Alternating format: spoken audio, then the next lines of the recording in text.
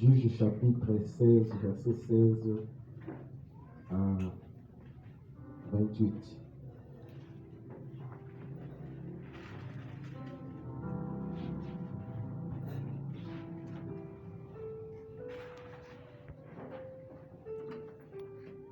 Juge chapitre 16. Nani azui déjà koki kobanga botanga? Ah.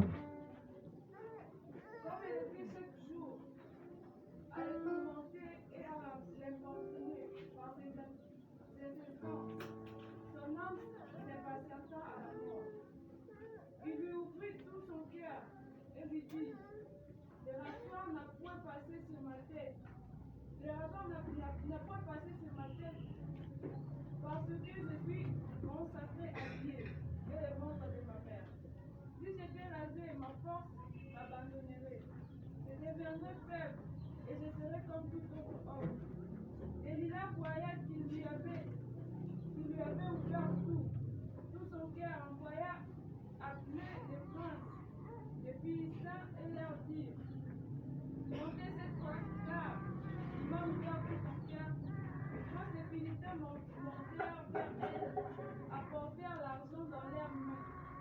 Elle endormit sur ses genoux et ayant appelé un homme, elle rasa les 7 tresses de la tête de Samson et commença ainsi à le dompter. Il perdit sa force et elle dit alors: les Philistins sont chez toi, Samson. Et il se réveilla de son sommeil et il dit: je mentirai comme les autres fois et je me dégagerai. Il ne savait pas que l'Éternel s'était retiré de lui. Les Philistins les saisirent et lui crevèrent les yeux. Ils le firent descendre à Gaza et lièrent avec des chaînes les reins. Ils tournaient la main dans la prison, cependant les cheveux de sa tête recommençaient à croître depuis qu'il avait été rasé. Or, les princes des Philistins s'assemblèrent pour offrir un grand sacrifice à Dagon, leur Dieu, et pour se réjouir, ils disaient: notre Dieu a livré entre nos mains Samson, notre ennemi. Et quand le peuple vit, ils célèbrent leur Dieu en disant: notre Dieu a livré entre nos mains notre ennemi, celui qui ravageait notre pays et qui multipliait nos morts. Dans la joie de leur cœur, ils dirent: qu'on appelle Samson et qu'il nous divertisse. Et ils furent sortis Samson de la prison et il joua devant eux. Ils les placèrent entre les colonnes. Et Samson dit au jeune homme qui les tenait par la main: laisse-moi afin que je puisse toucher les colonnes sur lesquelles repose la maison, m'appuyer contre elle. La maison était remplie d'hommes et de femmes. Tous les rois de Philistins étaient là. Et il y avait sur le toit environ 3000 personnes, hommes et femmes, qui regardaient Samson du feu. Alors Samson invoqua l'Éternel et dit: Seigneur, l'Éternel, souviens-toi de moi. Je te prie, ô Dieu, donne-moi de la force, seulement cette fois. Et qu'un seul coup, je tire vengeance des Philistins. Est-ce que vous mettez la main au bas de ma bouche? C'est beaucoup de femmes, merci beaucoup.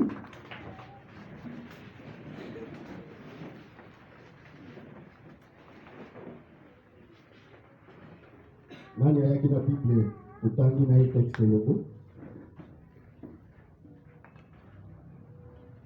Nani ayaki na Bible oyo tutangi na hii text yoko? Merci ni kwa ici. Déjà Macha, Papa Jordan, Sœur Chance. Vous la Bible tout le monde? Ah, et que j'y précise, verset Alain, parce que Rotanga, où y a tanga mon téléphone, où y a un téléphone et la Bible peut attendre.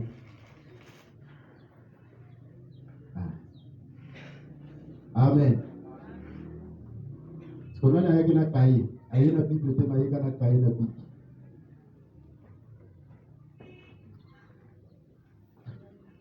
Lobete Yesu maboko. Mutaboke de bilanga après ça ameni machete te to Congo te.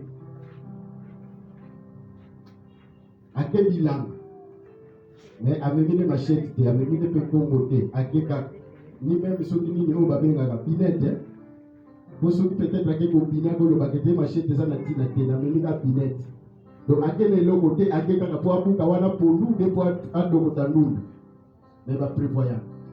Amen. Soki tozotanga esengeli yozalaka na bible mpe po otanga elongo po ntango tokolimbola olanda au moins ndenge tozodefile par rapport na histoire yo ntango mpe tokozongela soki otanga okomona mpe ebombami mpe eoretenir. Amen. Lisolo bible elobi boye Samson Naziréen, Samson, mwana Maodoash, alobi ete mama na ye azalaki stérile auparavant, et nsima nango Nzambe atindaki ange mpona koluba epai na mwasi oyo oke okobota mwana, me na ntango na yo kozwa mokumba wana masanga ekokota kati na yo te, okomela ni masanga ni eloko moko ya mbindo te okoki kolia. Mwana wana kozala consacré epai na ngai. Epi bandeko oyo batosaki maloba oyo nsima ya kobotama ya Samson bible elobi ete akolaki na sagesse, Nzambe mpe apesaki ye makasi mpe molimo mosantu parce que esengelaki atire vengeance mpona Israël contre bafilistin baye bazwaki Israël na bowumbu à cause ya mabe oyo Israël asalaki. Toyebi ke soki tolandi na histoire ya église ya Israël okomona ke beaucoup de fois Nzambe abandaki kopinir bango na kotindaka bango en captivité na bowumbu à cause ya mabe, à cause ya lisumu, à cause ya désobéissance na miso na Nzambe. Et bongo Samson kokola na ye bible bi ete c'est vrai azalaki mutu na makasi kino meme kopasola nkosi oyo ebimelaki ye na ntango bazalaki kokende na kati na mboka oyo ya bafilistin. Me ekomaki na ntango moko age epusanaki esengeli basansi ya nzoto na ye bandaki kosala e akendeki mpe komona mwasi mpe akendeki kolula mwasi oyo akendeki kolula ake kolula ye epai ya bafilistin. Zokande par rapport ya baprincipe ya Israël na loi ya Israël na ndenge Nzambe abandaki kotambusa bango apekisaki bango pour ke bakende kobalana to bakende kobala bapaya te, libota ya bapaya te, libota oyo babandaki kobengama ba-incirconcis parce que bango bazalaki ba-circoncis, libota oyo ezalaki mise à part epai na Nzambe. Mais kasi soki otali na passage mosusu chapitre mosusu bible ezoloba ke ezalaki nde Nzambe moto asalaki bongo afin que Samson azwa moyen ya kokota na kati na libota oyo mpona kotire vengeance. Et mwasi ya liboso libota to baparent na ye baboyaki nde akoya kozwa mwasi oyo mosusu Delila na kombo ya Delila. Amen. Tango aswi Delila bible lobi ete Delila alimaki nsima na kokende kuna mpe nsima nango kobanda kofanda e libota oyo ntango bamonaki makasi ezalaki na moto oyo babandaki kokoka kosaproche na ye te, balukaki koma koutilize mpo bazwa secret ya makasi ya ndeko oyo nde esika bakoya koutilize mwasi. Alobi ete yo nde oza pembeni na ye, luka otuna ye ofiongulu na ye mpenza na mozindo mpo oyeba secret ya makasi na ye, nsima nango tokopesa yo mosolo. E soki mpe yo osali yango te yo nde tokoyeba koboma. Puisque yambo Delila mwasi oyo ya liboso na koboya oyo baboyaki kopesa ye epai ya Samson e na vengeance oyo Samson atiraki bible lobi ete bafilistin batumbaki libota wana nyonso. batumbaki baboti batumbi ndako batumbi bango nyonso.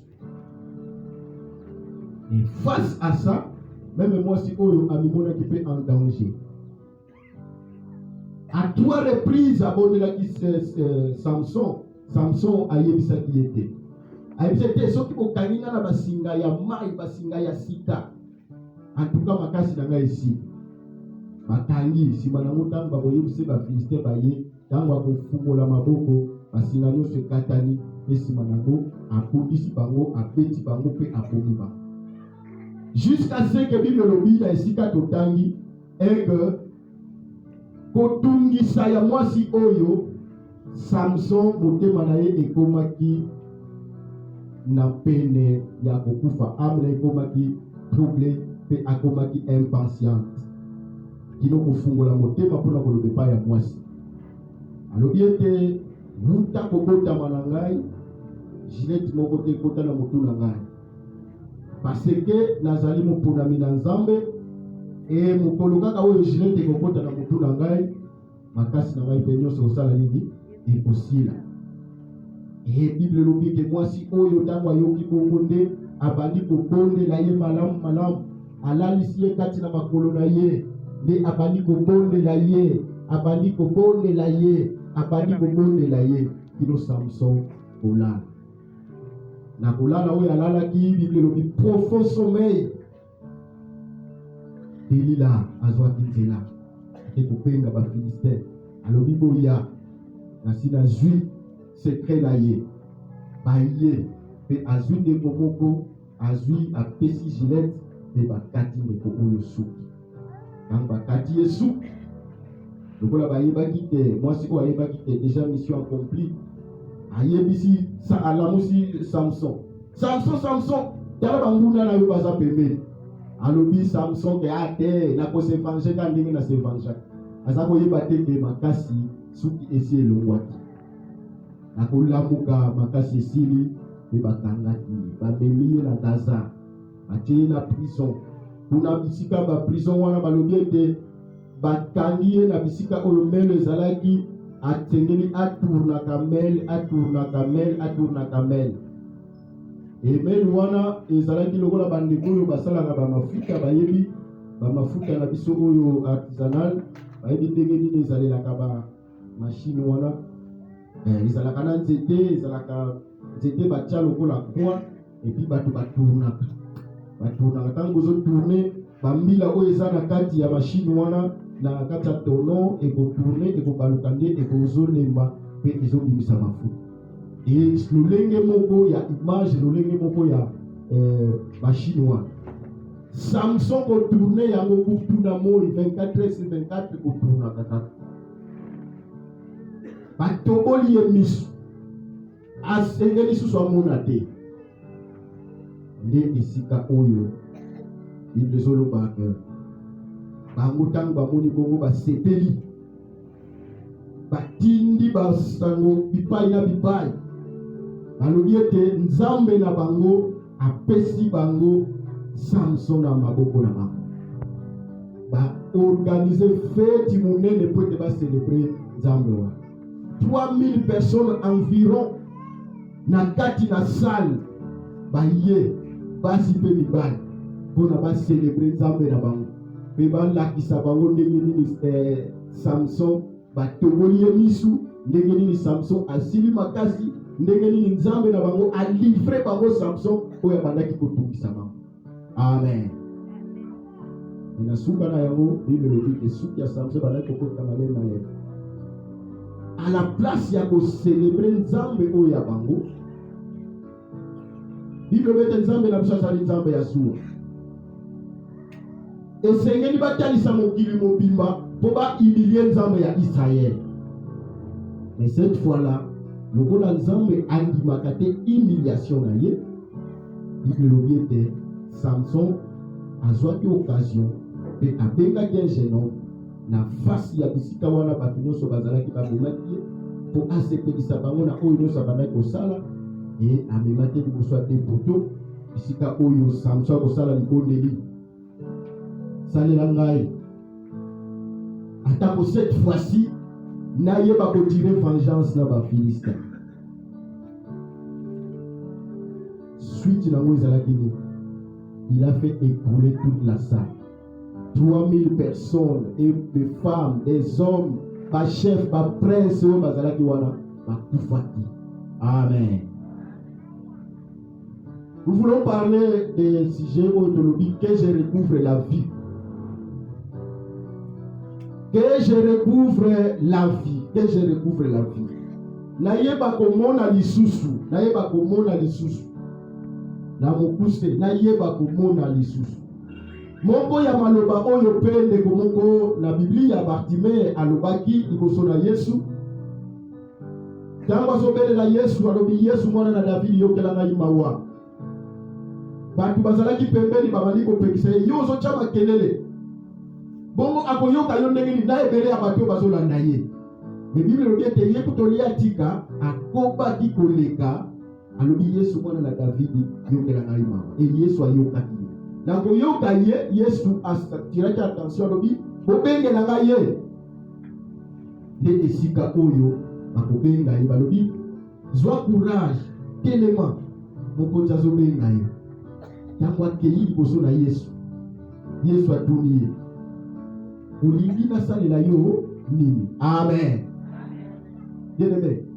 Liboso ya muto bazolanda na ba milliers de personnes. Liboso ya troupe. Epesaka des fois vertige. Toyokaka la fois passée na ba tournée tango l'ancien président Joseph Kabila azalaki aleki boyemata de tango azozonga Bible lobi lokola yokaka kuputuna yokaka kuputuna ake atelemi wana na place ya na côté ya Boku. Alors akutani na face à face na kuputuna atuniye olingi na peso ni olingi na sala ni Bible lobi ete kuputuna senga na téléphone. Tu vois donc Moutou face à autorité, face à un homme qui est élevé, soki ayeni yo na mpoisa po atuna yo olingi na saleloni okobe la vertige.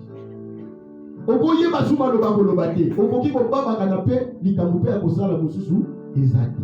Mais Bartimée, il a crié à lui, je fais encore et je recouvre encore la vie. C'est-à-dire que pour moi, il y a la nécessité d'abord pour y Amen. Misu na yo soki zomona te komona oyo eza parmi les 5 sens ya vie ya moto. Batu oyo bayekoli bameki kotanga bayebi quand on parle des 5 sens. Nous avons la vie parmi, nous avons l'odorat, nous avons. Yesu Christ azoloba ke soki misu na moto eza susu na posa te to eza susu na makoki ya komonisa ye te à quoi bon? Il y a quelqu'un qui a quand même recouvert la vie par le canal de Jésus. Mais awa, tango Samson va pommier misu. Makoki ezalaki susu te po ete amona lisusu. Amen. Jusqu'à ce que akokende na liwa. Jusqu'à ce que ayebaki kokufa elongo na bafilistin. Bien-aimés dans le Seigneur, nous voulons parler, nous voulons dire quoi? Donc, qui va retenir ligne à ton monde. Des fois, quand je regarde dans la zone d'Ala, et yebaka kosala ngai passe, to yebaka komi tout na pe ba question. On s'assoit des fois, okanisaka te soki ba tofandi, ba musuba lobaka te, ba fanda ka makambo nini ba bongisa ka makambo nini ba loba. Des fois to talanaka, des fois pe to talaka yo pe to fois pe to talaka. Impakape azalaka wana toujours na koyebaka kobeta sete na kotunaka des fois yo ndenge ozotambola ndenge yo ozosalela makambo mpona nini oyo nini ozomona nini oyo okoki koyeba kozwa lokola leçon face à tout ce qui se passe et face à tout ce que nous sommes en train de vivre. Liloba na Nzambe wana lingomba oyo soki tolobeli likambo ya liloba na Nzambe, je ne sais pas soki on parle de la réalité des choses et on parle des trois chemins.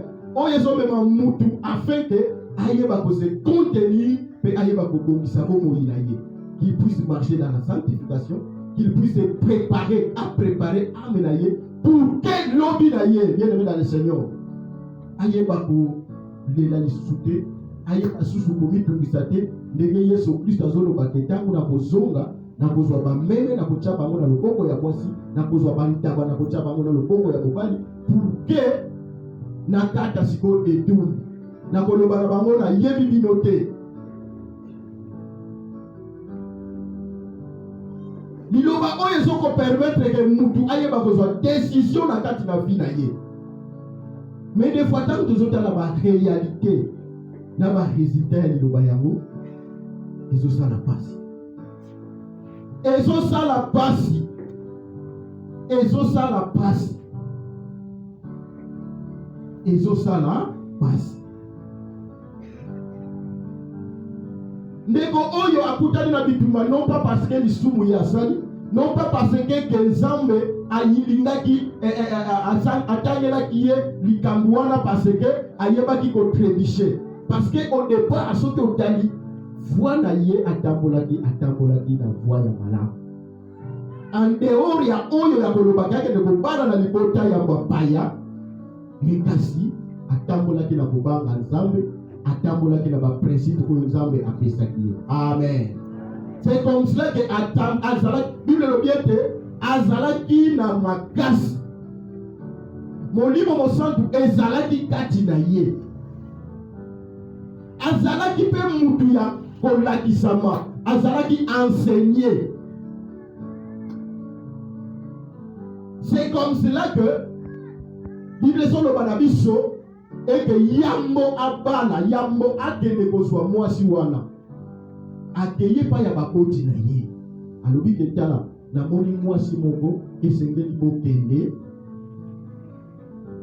pour que nazwa ye lokola mwasi na ngai. Lorsqu'on ne sait pas respecter les petits principes des fois, un principe de base, ils en passent, ils en compliquent.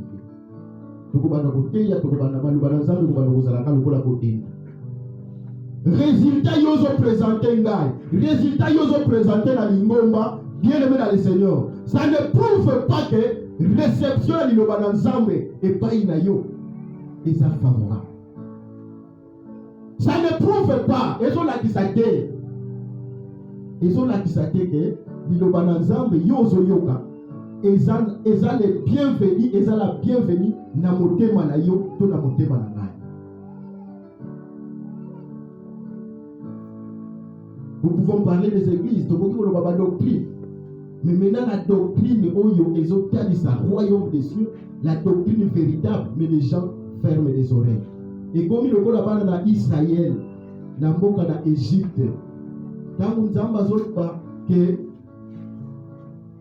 azoloba na Moïse ke ndeko kobibisila ngai bana na Israël, na yoki pasi na bango na yoki pe kolela na bango. Mais Dieu lui-même dit que ndeme na ko endurcir motema ya nani ya Pharaon. C'est comme si cet évangile tango liloba na Nzambe eza prêché, évangile les a prêché, bonne nouvelle les a prêché, mais des gens qui doivent recevoir cette bonne nouvelle, des gens qui doivent se conformer par rapport à cette parole, mitema ekomi endurci. Mitema ekomi nini endurci. Ezala libondeli na yo, ezala libondeli na nga na temps na tongo na lelo, que je recouvre encore la vie. Bien-aimé, mutu soki abandi sika na ba jeune fille, na ba jeune garçon, ndenge tolobaka ke mutu abandi sika, mutu azwi puberté, tu azwi ke akomi komimona ke lokola akomi majeur. Mutu akomaka donc mutu, il faut que même quartier, même ceux qui école, même ceux qui avenue, il faut pas y avoir tes sœurs, tes frères. Nekomoko sokolo akomiwa, nekomoko sokolo azalakawa. Quand il va commencer à faire des choses, mutubuso ko s'approcher pour apekissaye, pour alobanayi. Or, les principes de base, oyo yo ozwa, principe de base, oyo yo ozo sengama, ko yeba ko appliquer, ko sania. Oche yango mopanzi. Amen. Regarde les sorts de Samson, bien-aimé. Les sorts de Samson, ce n'est pas sa famille qui avait occasionné ça. C'est l'engagement qu'elle était allée prendre avec une femme. Quelle est la femme que tu as? Oyozo poussa nanaye. Yo moi si mobali ni yozo poussa nanaye. Et pele ba misu na biso ekufi, ba misu na biso zo mona susute. À cause ya batu oyo tozui dossier na pembeni na biso. Pour la zone balaba corétien, les mauvais amis corrompent les bons œuvres.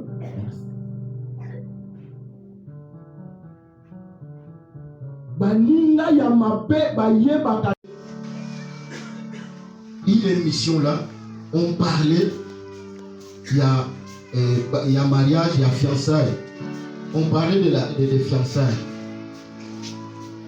Et il y avait des pasteurs, Babadi Bozwa, extrait, il y a une prédication, pasteur Marcelo Batier, un autre homme, je ne sais pas ce qu'il y a, Batier.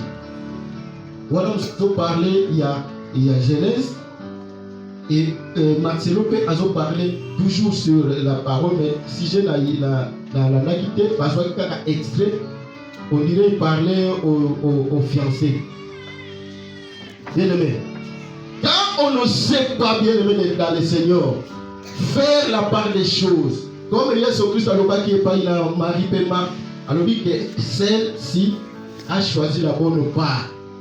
Okoyeba kokulangana okoyeba kotambola kino okobanda ko regretter pe kolela vie mobimba komona kolela na kolela à cause ya manque ya décision, ya manque ya choix, ya manque ya koyeba que qu'est-ce que je dois faire pour que otuna même otuna. Mon frère, ma soeur, aujourd'hui, quand on a l'église, l'église, on a pas l'église, il y a pas d'amitié. L'église, il y a pas d'amitié. Mais ceux qui ont eu la base, il y a malade, tant que vous avez un âge, tu ne vas pas en regretter ta coca-cola. Dans l'Éphésiens, on a 6, la qui s'est moi dans Zéla, pourtant que coca-cola, il y a pour ça la nuit, à propos ça dans votre vie. Yon Zéla, yon la qui s'est qui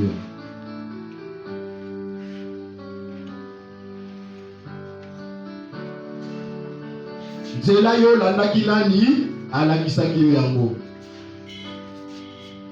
Sikoyo tala misu ndenge toboki. Bien-aimé, misu oyo okotala ke no te ngai misu omona kanango, omona kanini. Adana Eve tant bazaki na jardin. Bazalaki pe na bango komona, bazalaki na bango pe malamu. Mais quand ils ont péché, Bible le dit ils se sont découverts qu'ils étaient nus. Amen. Amen. Ah,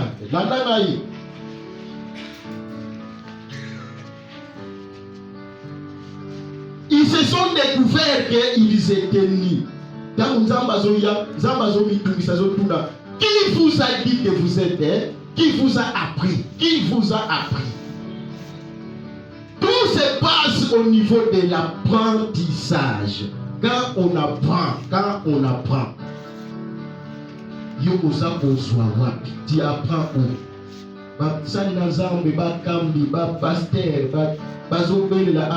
Pourquoi des fois yakato mutokomona abali dans le boso abali koki banane si banango komona kaka nie amona na kasute tango kotala résultat oyoka o abotaki o azana zé. Très souvent, ceux qui m'ont pu faire succès, au lieu de tailler au Seigneur, au Limbis, au lieu de Ayat, si madame on la tape à Yanzam, le roi David. Donc, accueilli. Et ça la passe.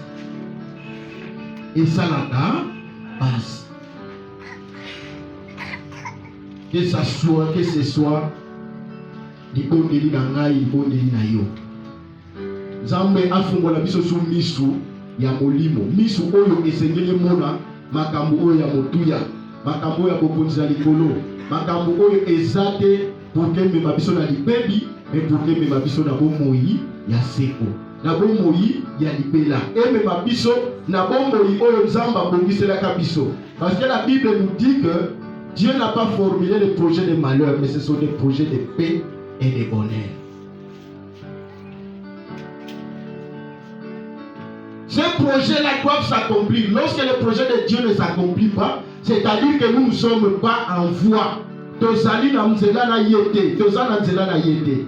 Soki tozali na nzela na ye, esengeli projet na Nzambe ekokisama na kati na bomoi na biso. Amen. David dit que j'ai été jeune et je vieillis, je n'ai jamais vu injuste abandonné. Je n'ai jamais vu injuste.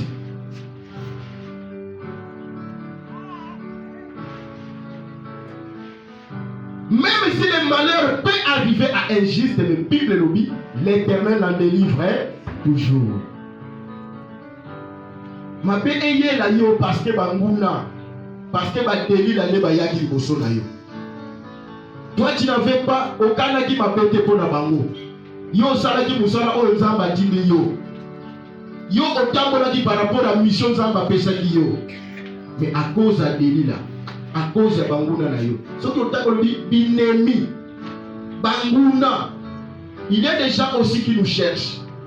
La Bible nous parle que le diable rôde autour de nous, il cherche qui dévore. Donc tu as au nom de Jésus, tout ça. Mais quand tu rentres, ce que tu fais, le diable il voit. La Bible sur le bali. Les millimètres on va mettre en bimara na kati na banzoto na biso. Et que là koyenga yenga elukiti. Ce que moni bisika ko pe maté, akosonga susu kaka place à salaki. Tango kokuta ke ayi kokuta kokuta. Hey yo penze, hey. Kasi akotiti. Bible biete eta ya mutu ya liboso et qu'on est quand même plus pire que tango akoya, que tango kokoma si. Bien-aimé dans le Seigneur.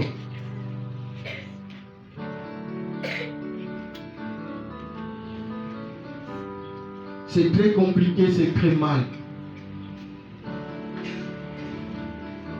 Si nous pouvons voir les choses où ils sont très importantes, mais nous avons banalisé Yango, nous avons dit Yango, le Kola Makamba Pamba, ils en passent. Ils en passent. Parce que c'est nous qui devons servir d'exemple. Yango na Paul Azolo Bepa ya Timothée que soit un modèle. Yo mwana na nzambe, yo jeune sœur, yo mundimi, yo membre fidèle ya lingomba. Tu es exemple en quoi? Ça exemple nani? Mais que je recouvre encore la vie. Que je recouvre encore quoi? La vie. Que je recouvre encore la vie.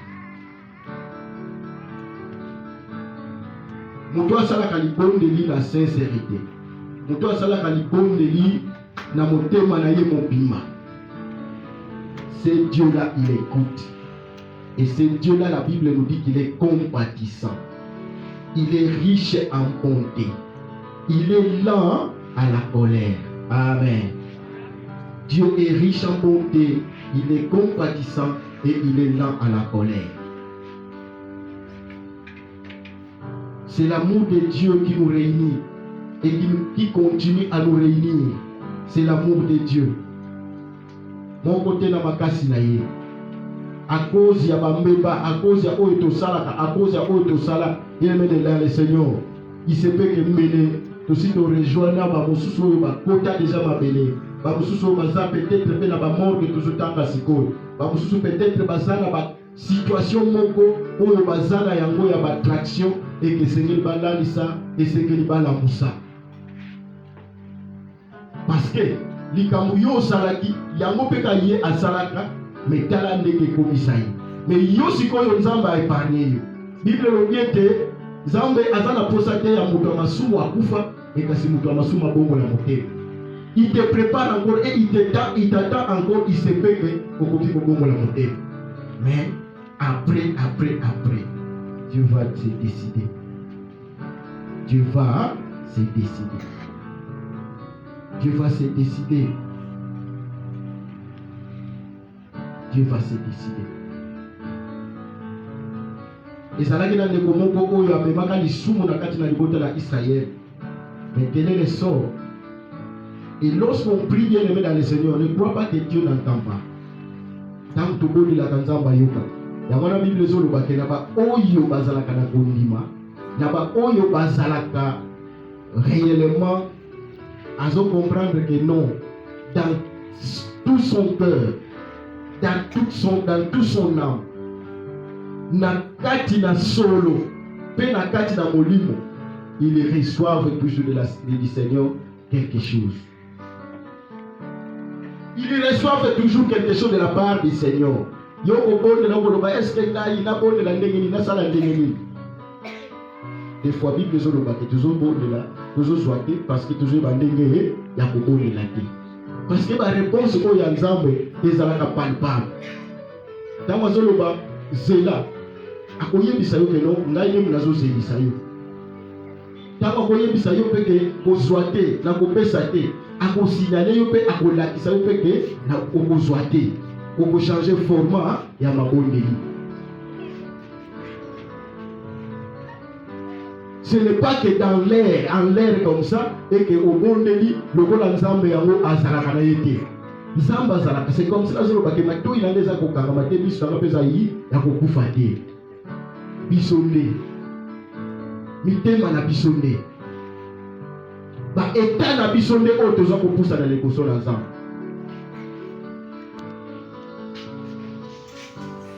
Azo sepela na suka tangu samsado wake Nzambe sala eke atako tangu oyo na yeba bilobi Samson invoqua l'Éternel et il dit Seigneur éternel, souviens-toi de moi. Souviens-toi de moi.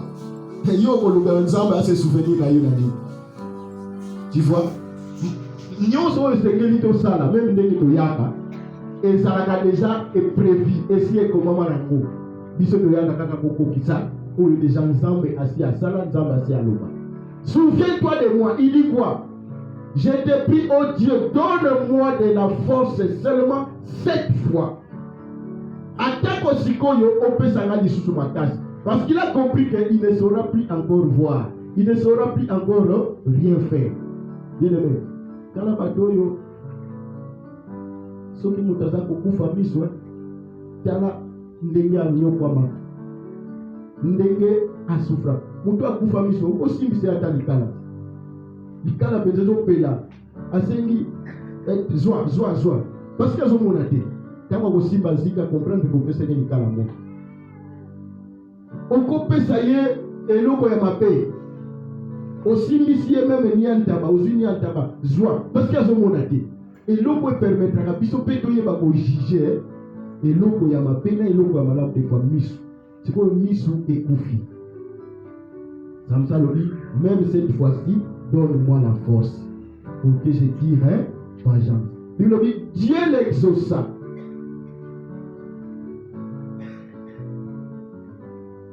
Dieu l'a exaucé. De tout le monde qui était là, Batunyo so bazalaki wana mutu moko te alibaki kobika. Mutu moko te alibaki kobika. Bien aimé, à force ya kosala mabe, soki ozosala ngo na baninga, conséquence nango pesa. Soki pe yo moko ozosala yango, Bible lobi conséquence ezali. Conséquence ezali nini? Ezali. Mais Dieu ne veut pas que tu te condamnes. Dieu ne veut pas que tu sois condamné. Mais Dieu veut que tu passes de la condamnation à la liberté. Tu passes du jugement à la vie éternelle. Tu passes du jugement au salut éternel. Mais si vous ne condamnez pas, vous ne pouvez pas. Quand vous m'avez besoin de cas, vous dites que non, vous avez dit que mais à cause de ceux qui n'ont qu'une église, ceux qui n'ont qu'une infection,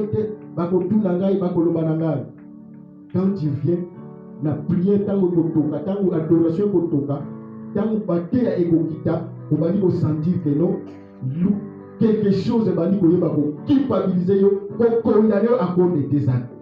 Alors c'est là où Dieu dit que ceux qui motema nous ont condamné yo bongongai nzambe. Parce que nzambe yambo motema na yo conscience na yo efunda yo, Dieu déjà connaît.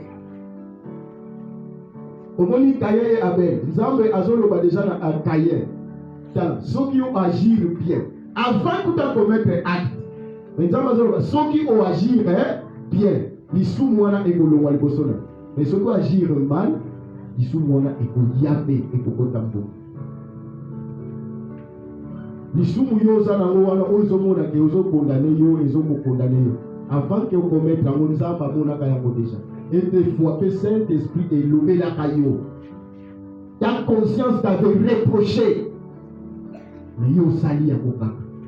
Motema siko bandi ko condamner. Mais Bible le dit, mais notre Dieu est juste. Notre Dieu est fidèle. Notre Dieu est bon. Mais si nous confessons nos péchés, il est juste et fidèle pour nous pardonner. Si vous avez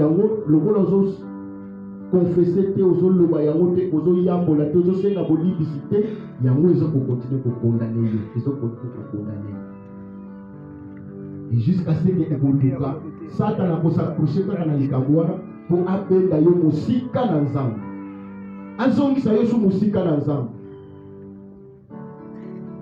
tango akozongisa yo musika nde kuna kozwa fimbo mpenza esiko ya malamu. Bien aimé, venez à moi vous tous qui êtes chargés et fatigués, je vous donnerai du repos. Venez à moi vous tous qui êtes chargés et fatigués, je vous donnerai du repos. C'est Dieu-là qui est compatissant, il t'appelle encore ce matin. Abelio lisusu na tongo na lelo. Azobenga lisusu ngai na tongo na lelo. Ce que vous avez désir na yo, vous avez désir na ngai, Dieu est prêt et capable. Il y a qu'on réouvrir miso na biso. Amen. Acte chapitre 9, verset 1er. Premier kilo, 21e verset.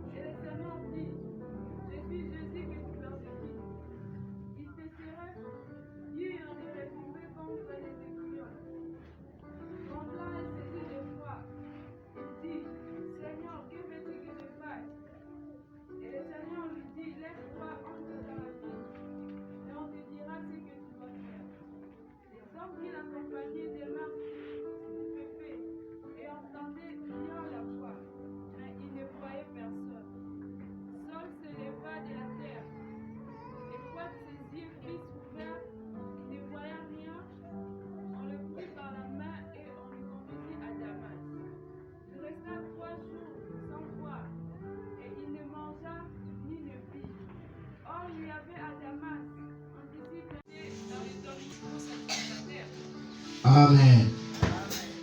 Bien-aimé, Saul, comme Paul, l'apôtre de Jésus, ayako baksamana mulongo, yaba disciple, yaba apôtre. Bible le dit il respirait, l'isoko oikoko yeba malam, il respirait encore, donc azalaki nanu na posa na makasi wana, ye oya banaki ko persécuter ba disciple. Ce qu'on t'a dit, Paul a son persécuté, Saul a son persécuté, disciple à son temps là. Batang ba bomi Étienne na mabanga, babilamba ya Étienne bagenaka ko pesa ngo panaye. Paul, oyo azalaki Saul. À ce temps-là, alobi que non, il faut éliminer bango. Ya bango kanisa bango sala bango. Parce que il avait été enseigné azalaki muto oyo bible azalaki pharisien. Donc il avait vraiment suffisamment de l'information sur ce qui concernait la loi. Dede ake kosenga ba ordre de mission, ake senga mukanda pour que akende lisusu na koluka na ba Damas ainsi de suite. Azwa bato nyonso oyo bazo continuer kotaya mpona kombo na Yesu Kristo, koteya lisekwa ya Yesu Kristo, amema bango na Jérusalem. Amen. Tango akei na nzela, Yesu Kristo apparaît. Balobi amoni lumière makasi ebetie na miso. Likolo azalaki ya mpunda akwei na se. Azalaki na bandeko babane koakompanye ye. Mungongo epimi. Bandeko bamoni ndeko mukonzi na bango azokweya. Sima nango mpe mungongo epimi bazoyoka pe. Mais oyo nyonso Paul azomona bango basali nini? Bazomona te.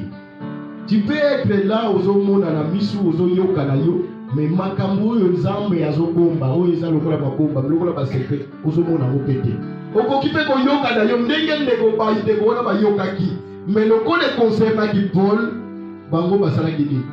Personne n'a été saisi par rapport à likambo wana oyo ebimelaki. Mais peut-être Paul alobi, que fait-il que je fasse? Yesu alobi que nazali yo alobi yo nani? Paul alobi yo nani? Yesu alobi ezali ngai Yesu oyo ozeba ko persécuter. Et il te dit, ce que alobi, ce que tu as dans le commentaire, ça fait encore 3 ans après la résurrection de Jésus. Donc ce que Jésus a fait 33 ans, 3 ans de mission, plus 3 ans on a disciple, on a bandaki konio kwa maka na ba persécution ya ba Paul, na kokoma maka na kokotsa maka na ba prison. Donc ça fait 6 ans. Et Paul ba yebisi kola yebisi mais kasi il était maintenant dur. Et Seigneur lui maintenant au sala au yangai. Na kodinga yo okozala boye et il a orienté. Il le met si mala boyo ka mungongo bande ko baye ba relever ye. Mais bande ba relever die bazomona mission za kofungwa ma mepola za komona lisusu. Ko la pomiye ba biloko mission oya ko nzoto oya ko moto. Et nkona lobi na ye kende kota kati na mboka. Et akotaki na kati na mboka pe akendeki na kati na foyer ya Judas oyo atekaki Yesu te. Il a fait 3 jours. Abandaki kaka kobondelaka. Bien-aimé, okutana na lumière, okutana na mungongo, okutana na ndeko oyo yo alobi ke ngai nde Yesu ozo persécuter. Yaza komona babato banako persécuter lokola ba Étienne, ba Pierre, tout ça. Mais ayoka mungongo en cours de chemin. Misa kofuma na mezo mona susite molili. Okoki komisengi na liwa. Okoki koluka même mabele fungwa mapoko zinda. Eko zinda wa parce que Nzambe azoloba ke na se ya mabele, likolo ya mabele, na kati na mai, même na likolo na zali. Amen. Yango azoloba ke même que tout amu to pena kaono na kati na nkuku na se ya libanga ya molili. Mais tout ce que nous faisons, Dieu voit. Et Paul il s'est vu aller ni à Mimoni mutakala na misu na Nzambe, il ne pouvait plus encore faire. Et il a fléchi. Il s'est humilié. Il le dit liboso na Yesu babolone se kobumba. Paul oza koko mimona ke non, aza muta makasi aza mais Yesu abuki mapeka. Abuki mabolongo. Il me met 3 jours dans la prière. Des fois 2 heures de l'ennemi. Des fois tu es Nzambe makolo. Nalia quitté. Mais Pierre et Paul, Saul, à son temps, Saul, et 3 jours. Ni manger, ni boire. Aïe le côté. Mi souper au monde à dire. Bien aimé. Tous autres ma faute de terre. Tous autres ma crayon. Tous autres parce que tous au monde. soki ozomona susu te okotiela mondenge osisi wana etengamaki ete ezwaki bien te pamusa awa tya awa parce que ozomona nzambe soki abomi yo miso oyo miso wana ya mosuni bien-aimé Paul azotala boye azofungola miso azoforce me mokolo miso oyo akela miso asali nini asipi yango akomi yango sikoyo miso efungwama me ezomona te okoloba nini okotyakisi nini ngolo atalisi na vision alobi okokende epai na moto moko akoyela yo ombone Ananias eye nde akoyeba kobondela mpo na yo akoimpose yo loboko mpe okoyeba komona nzambe alingaki alongola ye nyonso oyo azalaki nango komonaka lokola motuya c'est là où la conclusion Paul alobaki ete nyonso na bandaki komona motuya ekomi lokola nyeyi na miso na nzambe amen nakomi komona yango lokola pamba nkolo azobenga biso nkolo azolobela biso me yo ozomona ke mutu wana azoya pembeni na yo wana kosomba su mafuta te wana sikoyo nakozwa susu basutien wapi wana nakozwa susu bakaleson wapi bien-aimé azoyaka lokola delila ti me nkolo alingaki ke miso ya Paul sikoyo ekufa mpo amona susu oyo ya bonzoto te amona susu oyo ya mosuni te me amona motuya oyo ya molimo mutu akongoli motema mutu azwi libatisi première des choses nous avons insisté même dans la matinale il trouve d'abord l'intérêt na koyoka liloba na nzambe comment mutu alobi ke nazwi baptême nakomi ekelamu ya sika mais il ne s'en soucie pas ya koyoka liloba na nzambe il ne s'en soucie pas de se rassembler avec les amis les disciples oyo bible ezoloba ke esengo na mutu soki asangani na esika oyo bato bazokabola mobeko na yawe yo ozalaka na esengo wapi soki boza na esika ya mationgi ya machololo ya koyeba kotonga bozoloba na mutu banda na suki na ye ti na suka na ye bozolobela ye ti bokosilisa ntango mpe bokosilisa olie mpe esilela wana mutu yango ozokokontinue kaka kozala makambo mosusu mpe ezokontinue kobakisama mpo nzambe asalaka bongo mpo na nini mpo abakisaka yo kaka sujet abakisaka maloba oyo ya kozangaka te koloba les jours où il y a des mettre devant fait accompli, mutu wana quand on la comment la situation changer en anglais. Allez, yo mwana mutu soko bana koloba.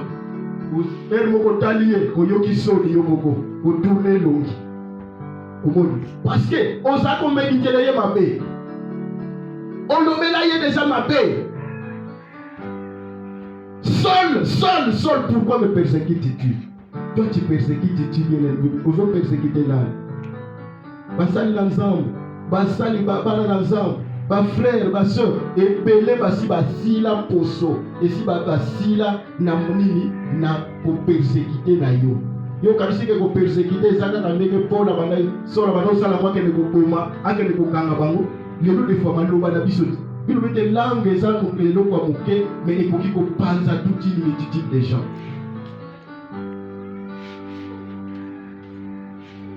Ezobemela biso basuir bambindo maloba kaka oyo des fois ezobemela biso bambindo on a dit qu'il va souffrir chacun ayebi esika nzambe abengelaka ye et la mission ndenge bakabo ekeseni nzambe mpe apesaka mission mpe ya kokesana parce que ayebi chaque mutu parcours oyo ozalaki na par rapport ya ndenge ozalelaki na ndenge koyela epai na nzambe ayebaka kosala mutu d'une manière ou d'une autre.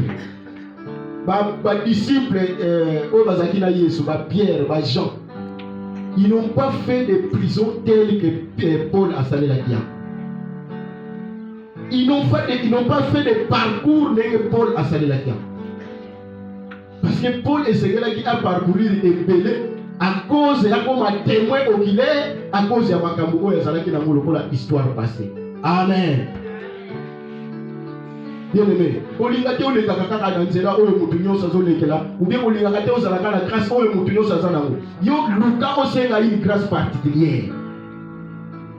Grâce na yo ezala ya yo, likabo na yo ezala ya yo, musala na yo ezala ya yo. Yango na ngola zolobake oyo ozosala Et pas il a sala yango lolenge ya malamu. Qu'est-ce qui s'est passé lorsqu'il a eu la vision? Nzambe pe ake komonisa yango lisusu. Ezalaka malamu tango bazuli yo vision, oyoki vision ou bien oyoki ndoto, yo pe bondela nzambe. Yo pe senga discerner pas nzambe. Yo pe luka nzambe, nzambe talisa pour qu'elle a confirmé réellement que c'est toi qui m'a parlé. Amen. Mais les lois to examiner ka susu te. Pendant que Dieu nous a dit d'examiner, to examiner ka susu te. La TV ka malamu ko monite. Yo mama wana zotan. Nzoka ndi azotante ka. Yo pe mdezotan la TV parce qu'on yebi déjà ndenge mutema ndenge ozala ko malamu ko se confirmer que yo. Est-ce que ça dit yo? Attends qui kaka, ameka qui kaka. C'est comme cela que des gens ont un prophète et un élo bazosala. Te namoni yo, omoni linga wapi. Nazosala nini? Nalati la mani. Okombe kokuta te ya rouge. Nzokande azotante. Ce n'est pas l'esprit de Dieu. N'ajoutez pas foi. Ananias alobi te. Ndeko oyo ngana yebi na yoki sango na ye. Omoni nzambe makambo salaka. Il nous met dans la confusion. Il nous met dans la confusion. Ananias, oyo mutu azane musali na nzamba azobanga na nzamba azotosa na yindu bana nzamba. Nzamba ke yebseta kende po osambele na sol. Ayoti komona awuti komona ngai, awuti komona bikama tout ça. Aliyoko makosala ngai. Ananias alobi tala musala oyo. Bien-aimé, olinga te des fois atako kosala ndenge nini soki nzamba tangela yo na lingomba oyo ba ko accompagner vision oyo tikano kokima parce que nzamba balobo rapela kayuka ako interpela kayuka ako bana ko rapela kayuka oko bana osala makambo musuko osala boko sendo oye ko biso bisa susu kaka yo moko. Amen. Ananias alinya tepa nzamba lobi ngande mnatindi yo asi akomi ya ngai. C'est lui qui va aller prier. Omoni soki ozokende na likobondela pona likambo yo nzamba ki apesi yo ba précision asi apesi yo déjà ba lolenge ya kosalela ezalaka susu ba pasi mingi te. Ananias tango akei alobi tala Jésus qui était à Paris, il m'a envoyé pour que na bondela pona yo. O à l'instant Bible bina miss na lokola ba ekai. Tokubondela pona ba ekai koya oyo nyonso zozipa ba miss na biso. Tomona susu makambo ya malonga te makambo ya molimo te to bana komona ka mini makambo ya bosuni makambo ya nzoto makambo ya baposa ainsi de suite. Tokobondela bien-aimé dans le Seigneur okobondela elongo na ngai pe na kobondela na ndenge na ngai. Il est tombé de ses yeux comme des écailles. Comme des écailles. Et à l'instant, Paul a fait quoi? Il a recouvert la vie. Il a reçu le Saint-Esprit. Parce que Saint-Esprit est disponible. Na mutu oyo motema na yefungwami. Na mutu oyo a se convertir réellement. Paul a confessé. Paul a lébi. Alobia soki na yebaki. Soki na yebaki. Il s'opposait à la nouvelle doctrine. Il s'opposait aux enseignements des disciples, des apôtres. Paul a touché. Paul a dit que toi, tu ne seras pas comme les disciples que j'ai appelés, mais toi tu vas recevoir maintenant une classe particulière. À l'instant, la Bible dit, il a commencé à prêcher. Les gens qui étaient autour de lui se sont étonnés de voir comment Neko Oyo, est-ce que Ayete pour Ayeba, peut-être ça piège, peut-être ça dans mon mascara. Amen. Amen. Bien-aimé. Soki mutu nkolo asi apetolier, soki mutu nkolo asi apelier. Tika kotala la vie passée. Tika kokalisa susu, yo oyo zo kalisa za calcul na yo. Oya nzambe eza calcul na yo te. Pour la Bible d'ailleurs kutu abandaki toujours ko exceller. Tango azote ya bongo azo toujours ko sala nini ko exceller. Batu bazo kalisa vie na ye passé, mais lui maintenant il voit une nouvelle vie et nkolo azo sala nini c'est comme cela qu'il a fait des miracles. C'est comme cela qu'il a écrit des épîtres. Mais regarde là où il est venu. Regarde là où il est venu. Amen. il a déclaré et il a prêché que Jésus est le Fils de Dieu. C'est là où les grands problèmes, bien aimés. Il ne faut pas mettre des débats, il ne faut pas chercher à ce qu'on puisse toujours créer des débats et des débats. Entre Paul qui a reçu la vision que Jésus qui est apparu à lui, et toi et moi qui faisons des débats aujourd'hui, qui est plus grand? Il a prêché, Jésus est le Fils de Dieu. Amen. Amen.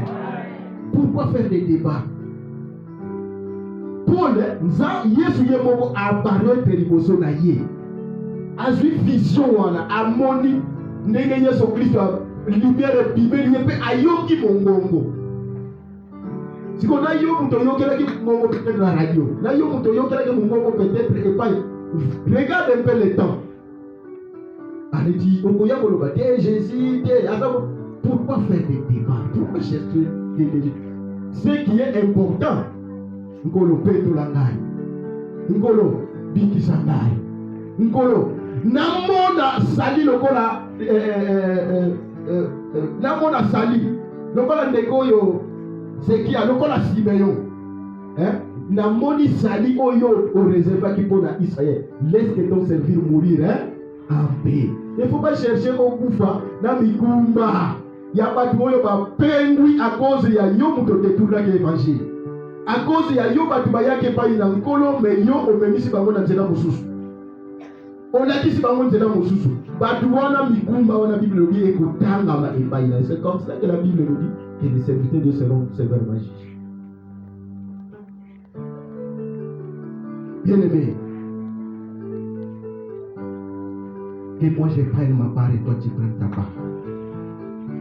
Luc 4, verset 19. Lisons des 9 versets. Oyo que nous avons. Ça, c'est ici que Bartimée a prié le Seigneur que je recouvre encore la vie. Tu peux lire, tu peux méditer à la maison.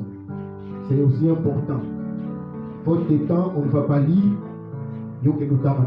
On va lire les derniers versets et on va se mettre debout pour prier jusqu'à quelques minutes.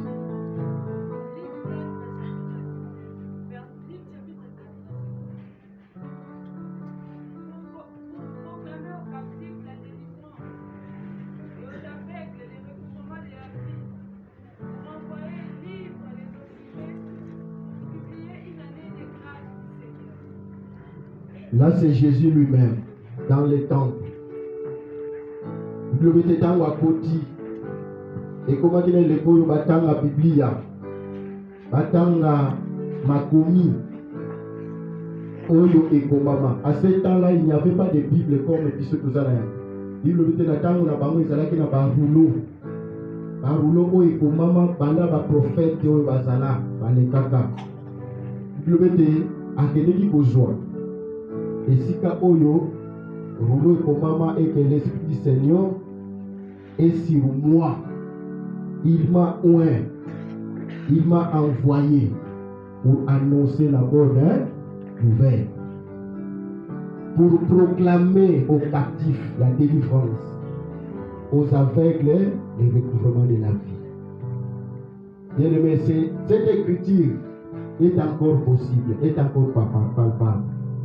C'est comme cela, moi je prie toujours, quand je prie dans mes prières, dans mes sujets, je dis toujours que Dieu fasse de ce qu'il a dit et de ce qu'il a promis, que je puisse les voir et les parler. Amen. Parce que il dit dans Hébreu qu'il faut que ceux qui croient au Seigneur Jésus et ceux qui prient, qu'ils croient aussi qu'il est le rémunérateur de tous ceux qui le cherchent. Si Dieu est le rémunérateur de ceux qui le cherchent, parmi ceux qui le cherchent, moi aussi je suis dedans. S'il y a des gens qui témoignent, et moi aussi je témoigne. Miracle et ça le melaki batu oyo ba yaki pa ila Yesu. Le mete ba yenyo so ba ko s'approcher na Yesu. Ba aveugle bazalaki, ba boité bazalaki, ba oyo bazalaki ya malade ya ndenge bazalaki. Mais Jésus les guérissait. Il les guérissait parce qu'il est le médecin par excellence. Batu oyo babandaki koya mpe koluka lobiko bazwa mpe bomoi ya seko nkolo mpe abandaki kopesa bango. Amen. Quand il est le même, il dit qu'il est le même hier, aujourd'hui, éternellement. Cela veut dire que s'il est le même, ce qu'il avait fait, il est possible aussi de le faire aujourd'hui.